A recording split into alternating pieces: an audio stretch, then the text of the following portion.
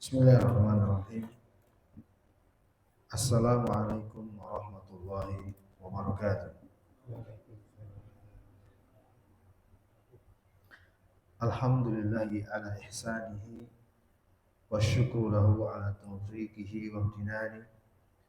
Asyhadu an la ilaha illallah wahdahu la syarika lahu ta'ziman bisyani. Wa asyhadu anna Muhammadan abduhu wa rasuluhu ad-da'i ila ridwani. Salawatullahi wa salamuhu alaihi wa ala ikhwanih wa man ihtada bihudahu ila yaumil ma'adi tsani. Bapak Ibu yang saya hormati dan saya muliakan, jamaah Masjid As-Salam, semua yang telah hadir, mudah-mudahan selalu dirahmati oleh Allah Subhanahu wa taala. Alhamdulillah kita bisa berkumpul dan insyaallah melanjutkan kembali untuk bersama-sama kita menggali faidah dan ilmu dari ayat-ayat Al-Quran. Sebuah aktivitas amalan yang kita berharap dicatat pahala oleh Allah untuk kita, dan mudah-mudahan pada hari kiamat tatkala kita telah meninggal, apa yang telah kita amalkan ini akan dibalas oleh Allah dengan kebaikan yang berlipat-lipat. Salawat serta salam mari kita panjatkan untuk junjungan kita Nabi besar Nabi Muhammad sallallahu alaihi wa alihi wasallam. Baik, Bapak-bapak sesepuh yang saya muliakan, ibu-ibu yang saya hormati, hadirin kaum muslimin wal muslimat rahimakumullah. Kita akan lanjutkan kembali penafsiran para ulama ahli tafsir dan penjelasan dari para ulama terkait dengan Al-Quran surat Al-Ikhlas. A'udzu billahi minasyaitonir rajim. Bismillahirrahmanirrahim. Qul huwallahu ahad. Katakanlah dialah Allah yang Maha Esa, bersendirian.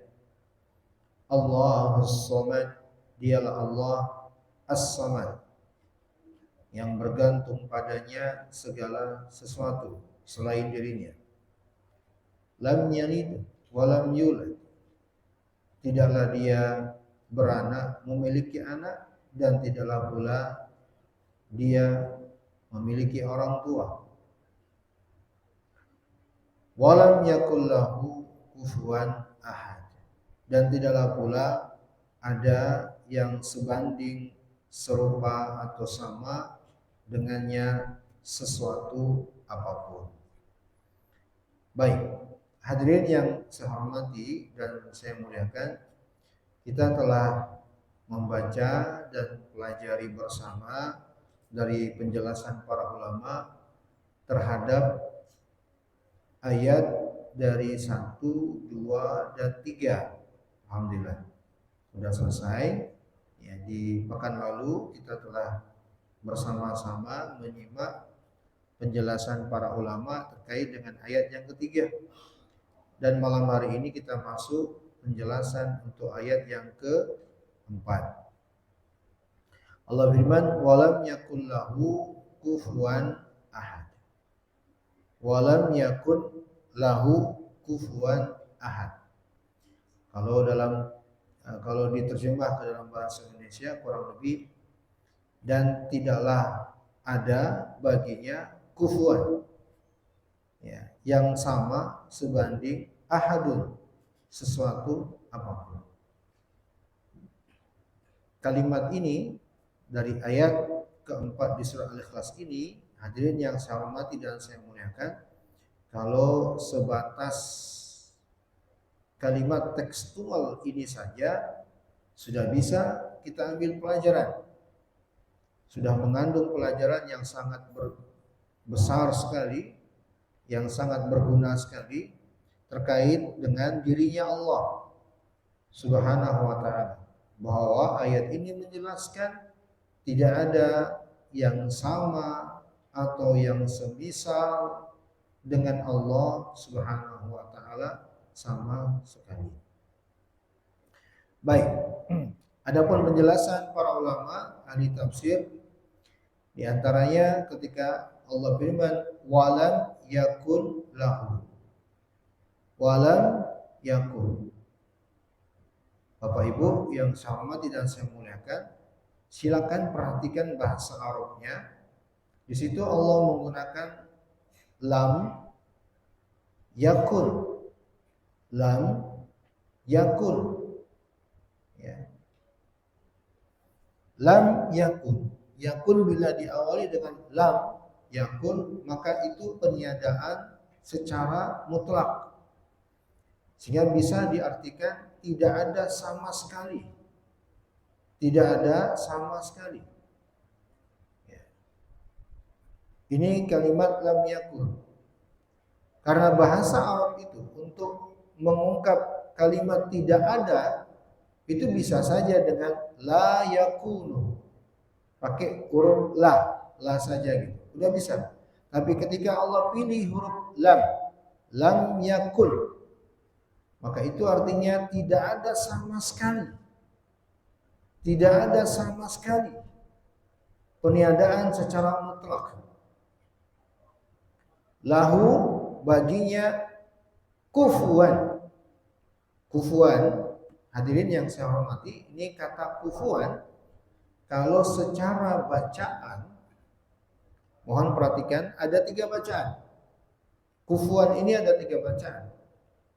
Yang pertama bisa dibaca, ini yang masyhur, yang populer di tengah masyarakat kita dengan kufuan. Ini qiraah Hafiz. Bisa juga dibaca dengan kufuan, pakai hamzah. Kufuan. Ya. Waw dengan hamzah. Ya, ini qiraah jumhur. Dan yang ketiga bisa juga dibaca dengan kuf'an. Kuf'an. Ya. Ini qiraah Hamzah dan Ya'qub. Ya, 3 bacaan kufuan. Yang pertama apa tadi? Kufuan. Yang kedua kufu'an. Yang ketiga kuf'an. Dihadirkan 3 bacaan ini dan semua 3 bacaan ini semuanya bisa dibenarkan. Akan tetapi sekali lagi yang masyhur kufuan. Ya, kufuan. Kenapa dihadirkan 3 bacaan ini dan 3 bacaan ini bacaan yang sahih, qiraah yang sahih, agar ya lebih luas makna kufuan tadi, untuk menyempurnakan yang diinginkan dengan kalimat lam yakun tadi.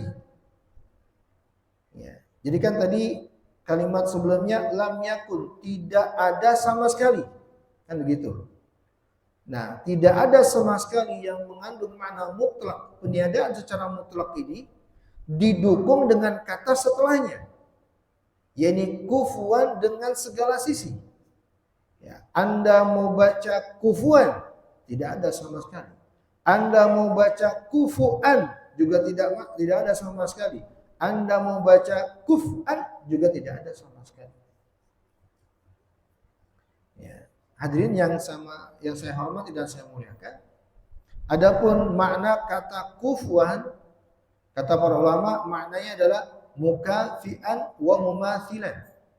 Kufuan itu bisa bermakna yang serupa, yang sama, yang semisal, yang sebanding. Ya. Ini 4 kata dalam bahasa Indonesia mirip tapi bisa jadi berbeda. Makanya kita kan, mohon perhatikan jamaah, kita kadang mengatakan serupa tapi tak sama. Ya tidak? Apa maksudnya? Serupa tapi tak sama, kalimat ini maksudnya apa? Ya, serupa, dia ada kesamaan tapi tidak secara keseluruhan, kan begitu ya? Ya tidak? Nah, dalam kata kufuan makanya ada 3 bacaan tadi. Semua kata ini mengandung makna pada kufuan tadi. Mau pakai kata serupa, mau kata semisal, mau pakai kata sama persis, mau pakai kata sebanding, tidak ada sama sekali bagi Allah. Paham? Bisa dipahami? Ya. Jadi kalau seandainya kufuan ini cuma satu katanya, seandainya cuma kufuan aja sehingga bisa jadi diartikan dengan serupa, maka ada celah di sana. Ya tidak? Ada celah, akan ada yang sama dengannya. Ya, tapi tidak bagi Allah. Makanya datang dengan kufwan, kuf'an dan kufuan. Mau sebanding, mau serupa, mau semisal, mau sama, ya, mau mirip, nggak ada sama sekali bagi Allah dengan selainnya. Dan ini diantara konsekuensi dari kata ahad di ayat yang pertama. Qul huwallahu ahad. Maka demikian juga kufuan di sini untuk menyempurnakan makna ahadnya bagi Allah itu bahwa tidak ada sama sekali bagi Allah itu yang sama, yang semisal, yang serupa, yang mirip, yang sebanding, nggak ada sama sekali dengan Allah Subhanahu wa ta'ala. Kemudian Allah firman, lam yakun lahu kufuwan ahad. Ya, ahad di sini hadirin yang saya hormati dan saya muliakan, dalam bahasa Arab ini isim. Isimnya nakirah. Nakirah itu tidak diawali dengan alif lam, tidak dengan al-ahad. Ya, tapi dengan ahadun. Ya. Kalau ada kata atau isim nakirah seperti ini dalam susunan kalimat peniadaan, ini kan kalimat peniadaan ya. Lam yakun lahu, kan ini kalimat negatif namanya. Kalimat penafian, kalimat peniadaan. Bila didatangkan setelahnya isimnya nakirah, kata benda yang tidak diawali dengan alif lam, maka kata benda ini yang datang dengan nakirah ini menunjukkan makna totalitas. Ahadun bermakna apapun itu. Ya, tidak ada kufuan bagi Allah terhadap apapun. Mau dari kalangan malaikat, mau dari kalangan para nabi, mau dari kalangan manusia, mau makhluk yang terlihat, mau makhluk yang tidak terlihat, sama sekali tidak ada yang kufuan bagi Allah. Yang sekufu dengan Allah. Bisa dipahami? Ini keharusan dari kata ahad di sini. Ya. Maka para ulama mengatakan ayat ini menjelaskan, ya, sekali lagi menekankan sifat sendirinya Allah atau bersendiriannya Allah tabaraka wa taala pada rububiyahnya, pada uluhiyahnya, pada asma dan sifat-sifatnya. Ya, maka bisa kita katakan Allah itu tidak ada yang sama sekali dengan dirinya pada rububiyah. Rububiyah itu apa? Perbuatan-perbuatan Allah. Pada uluhiyah, hak untuk disembah, tidak ada yang memiliki hak yang sama dalam masalah ini dengan Allah. Enggak ada. Mirip-mirip pun enggak ada. Ya. Kemudian yang ketiga pada nama dan sifatnya, enggak ada sama sekali. Ya. Tetapi untuk nama dan sifat hadirin yang saya muliakan, peniadaan penyamaan di segala sisi ini pada hakikat. Sekali lagi, pada hakikat, bukan pada penyebutan. Bedakan penyebutan dan hakikat. Bedakan dua hal, penyebutan dan hakikat. Penyebutan yang terucap, hakikat makna secara keseluruhan. Ini dua hal yang berbeda. Nah, antara makhluk dengan Allah Subhanahu wa taala ada kesamaan, tapi hanya pada penyebutan, tidak pada hakikat. Bisa dipahami Bapak Ibu? Paham tidak? Saya akan jelaskan pelan-pelan supaya Bapak-Bapak bisa mencerna dengan baik. Jadi sekali lagi saya katakan kalimatnya, kita atau makhluk secara umum dengan Allah ada kesamaan. Tapi kesamaannya hanya pada penyebutan, bukan pada hakikat. Maksudnya bagaimana Ustaz? Saya kasih contoh langsung. Allah berfirman di surat Asy-Syura, "Laisa kamitslihi syai'un wa huwas samiul basir." Tidak ada yang serupa dengannya sesuatu apapun dan dia itu, yakni Allah, As-Sami', Maha mendengar, Al-Basir, Maha melihat. Ya. Hadirin yang saya muliakan, mohon diperhatikan ayat ini akan saya jelaskan dan ini terkait dengan prinsip kita terhadap Allah. Ini ayat ada di surat Asy-Syura. Ya. Allah Subhanahu wa taala menyebut laisa kamitslihi syai'. Tidak ada yang sama, yang serupa, yang semisal dengannya. Di awal ayat Allah meniadakan kesamaan dengan sesuatu apapun. Dari kalimat laisa kamitslihi syai', tidak ada yang semisal dengannya. Syai', sesuatu apapun. Di akhir ayat Allah menyebut sebuah sifat atau dua sifat yang makhluk juga bersifat dengannya. Wa huwas sami' al-basir. Dia itu Allah yang mendengar dan melihat. Saya tanya Bapak Ibu, manusia mendengar? Manusia melihat? Berarti sama dong dengan Allah. Sama tidak? Sama tidak? Sama. Dalam apa? Penyebutan. Tapi tidak pada hakikat. Bisa dipahami nggak ini konsekuensi ini? Kalau masih kurang paham, saya kasih contoh. Bahwa penyamaan hanya pada penyebutan itu tidaklah mengharuskan sama pada hakikat.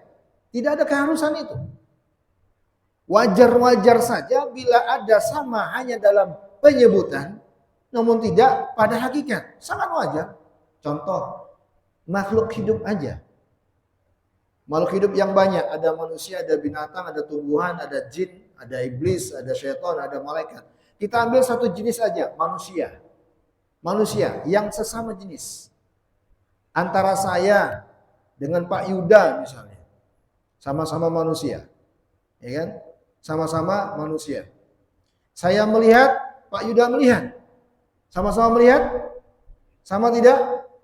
Sama enggak hakikatnya? Sama persis enggak hakikatnya? Ya enggak lah. Saya minus sekian, beliau minusnya banyak. Gitu ya. Saya biasa-biasa aja, beliau luar biasa. Matanya tajam.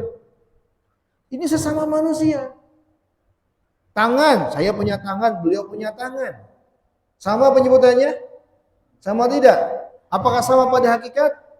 Beda. Tangan saya jelek, hitam, gelap. Tangan beliau bersih, bagus. Tidak sama. Jadi sama pada penyebutan, tidak pada hakikat. Ini satu jenis. Lebih-lebih lagi kalau berbeda jenis. Makhluk manusia dengan makhluk binatang. Kita punya tangan, monyet punya tangan. Sama enggak? Sama tidak? Sama pada apa? Penyebutan. Kalau hakikat mau disamain? Mau tidak? Tidak ada yang mau disamakan tangannya dengan tangan monyet secara hakikat. Tapi mau nggak mau kita katakan sama pada penyebutan. Sama. Kalau sesama makhluk yang sejenis, yang beda jenis, kita maklumi kondisi ini. Apalagi dengan sang pencipta Allah Tabaraka wa Ta'ala. Nggak mungkin sama sekali mau disamakan. Oleh karena itulah, hadirin yang saya hormati dan saya muliakan, dalam berbicara tentang dirinya Allah, itu kita harus memiliki pegangan 5 hal yang harus kita jauhkan dari diri kita. Ketika berbicara tentang diri Allah, kita harus ingat 5 hal yang harus dijauhkan. Perhatikan 5 hal ini yang harus dijauhkan kalau berbicara tentang diri Allah. 5 hal itu yang pertama tasbih.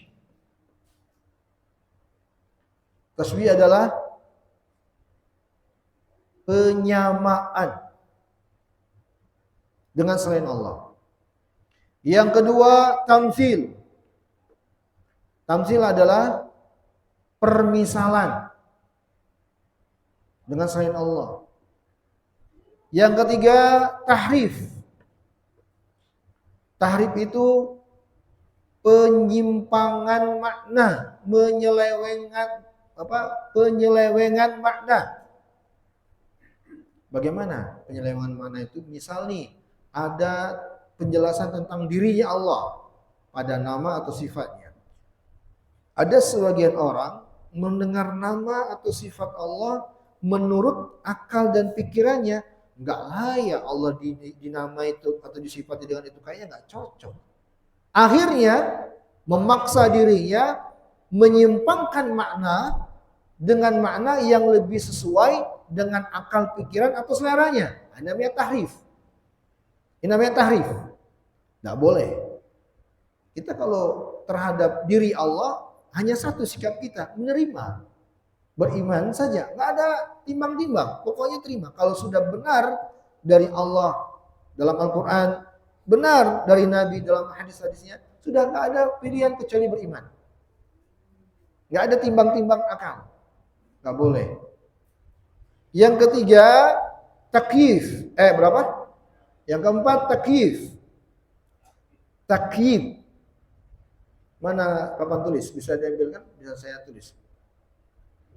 Takyif. Takyif membagaimanakan, mempertanyakan hakikatnya. Ini takyif. Ya, mendengar nama atau sifat bagi Allah. Allah misalnya beristiwa. Ya, Allah misalnya melihat.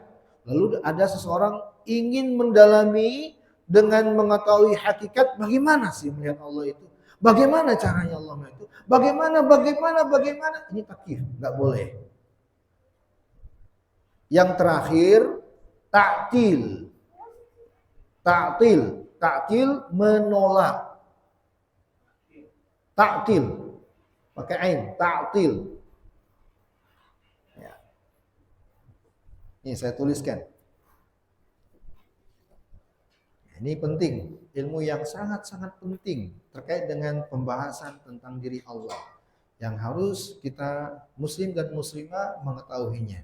Bapak-bapak yang senior, sesepuh kami yang kami hormati, mohon diingat. Nggak apa-apa kalau nggak ditulis, yang penting diingat. Yang pertama tadi apa? At-tashbih. Saya tulis bahasa Arabnya dan juga bahasa Indonesianya ya. Tasbih.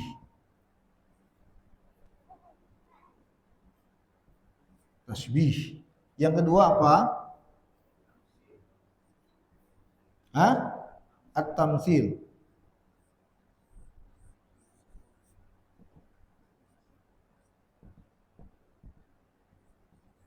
Yang ketiga apa?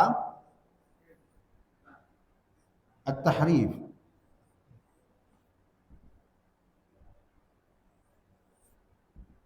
Enak sekali nulisnya, Masya Allah. Bagus. Aninya spidolnya. Yang keempat apa?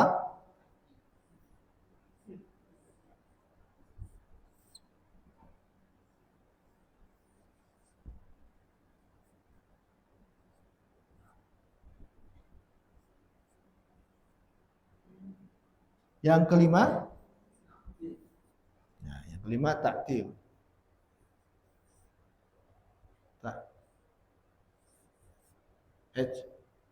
Kurang ain.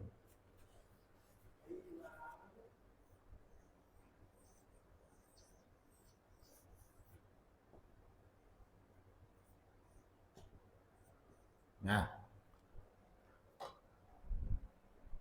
ini tulisan Indonesianya tasbih. Yang kedua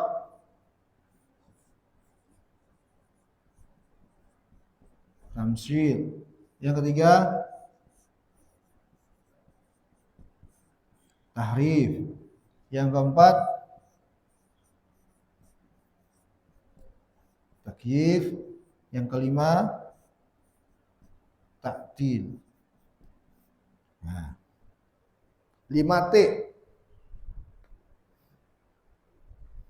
Kebaca ya? Jelas ya? Jelas. Tasbih, tamtsil, tahrif, takyif, ta'til. Ya. Dan semua ini hadirin terjadi, perhatikan, 5 ini terjadi penyebabnya sama. Kita berbicara tentang diri Allah. Harus dijauhkan 5 ini. Pertanyaan saya, kira-kira apa sebabnya terjadi pada seseorang 5 ini? Salah satu darinya. Kira-kira apa? Ada yang bisa menebak nggak? Karena akal. Karena akal. Ya, karena akal yang bermain.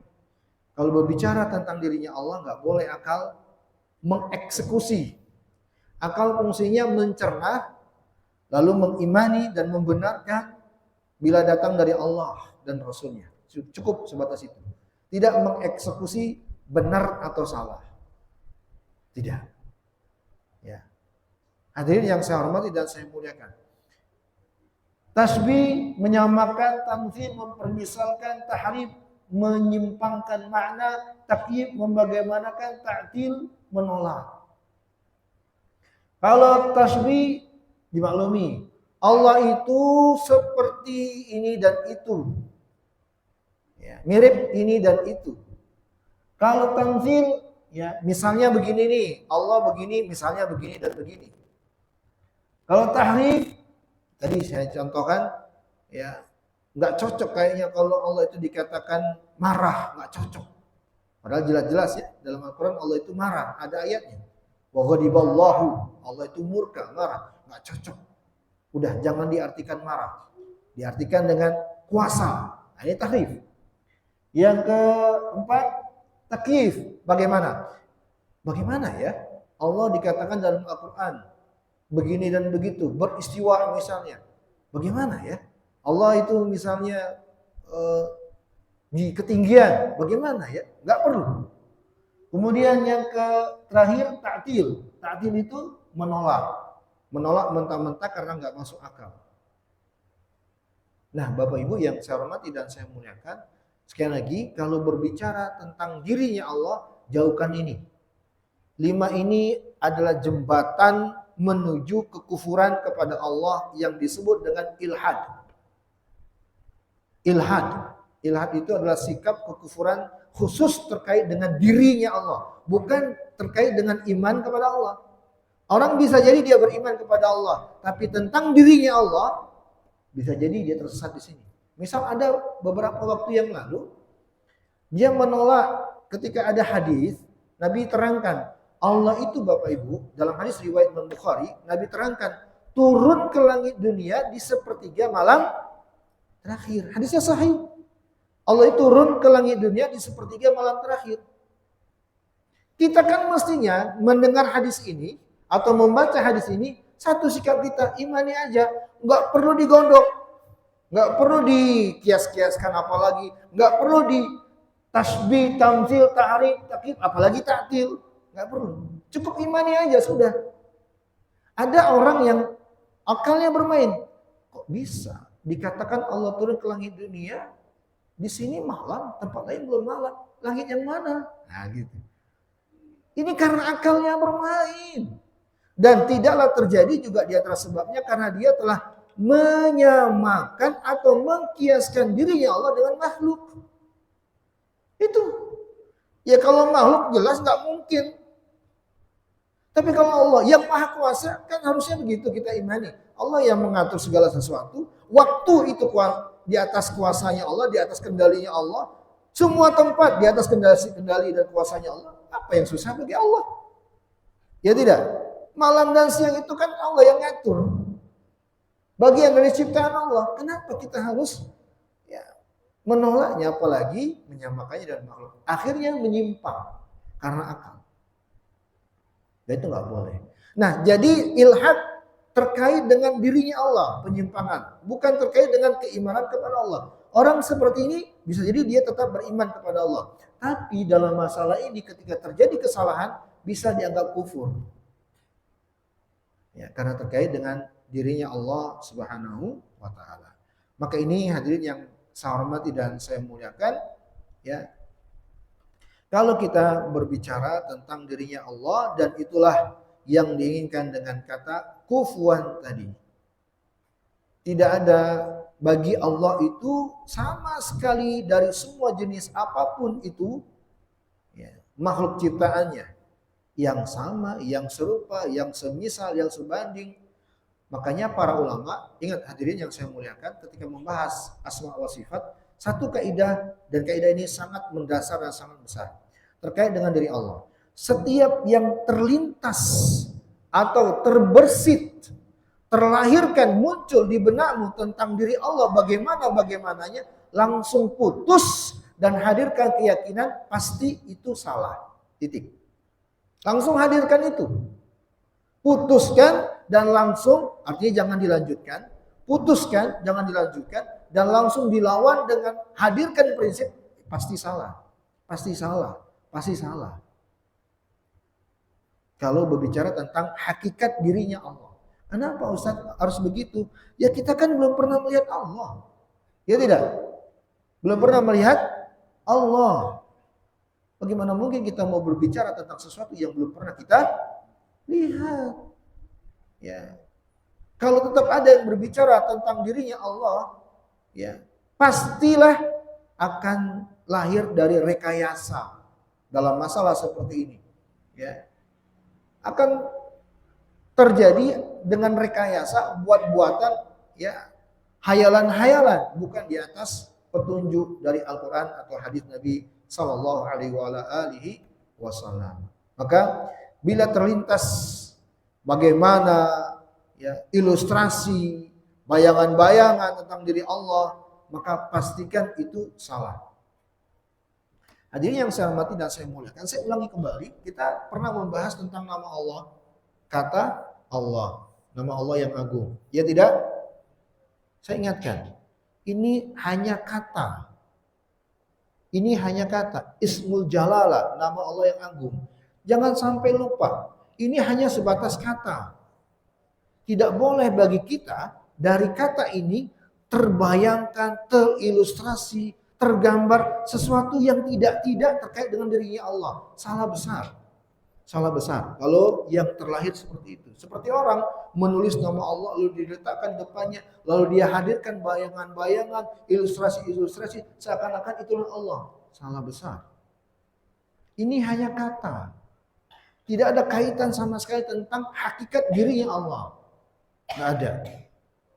Bisa dipahami? Bisa dipahami bahwa jadi tidak benar kalau dari kata nama Allah ini lahir darinya ilustrasi-ilustrasi, bayangan-bayangan tentang bagaimana atau hakikat akan dirinya Allah. Itu salah. Bisa dipahami? Bisa dipahami?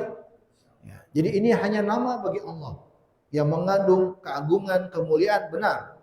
Yang telah kita bahas ya di pertemuan awal tentang surat Al-Ikhlas. Masih ingat Pak Yuda? Apa arti Allah? Apa artinya? Apa artinya Pak Yuda? Ayo loh, yang kita sembah masa namanya kita nggak tahu artinya.